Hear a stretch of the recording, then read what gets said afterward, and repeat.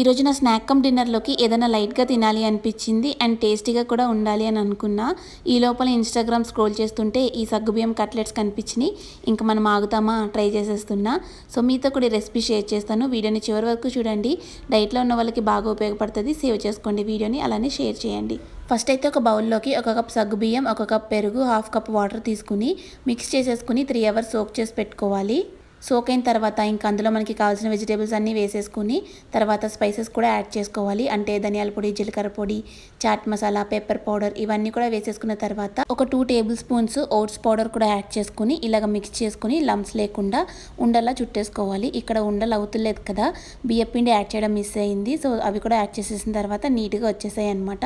ఇంకా పెనం మీద మనకి నచ్చిన షేప్లో నచ్చిన సైజులో వేసేసుకుని 2 సైడ్స్ కాల్ చేసుకుంటే కట్లెట్స్ రెడీ అయిపోతాయి. ఎంత టేస్టీగా ఉందో, చాలా సింపుల్ ప్రాసెస్ కదా. మీరు కూడా ట్రై చేసి ఎలా వచ్చిందో కమెంట్ చేసి చెప్పండి. Bye bye.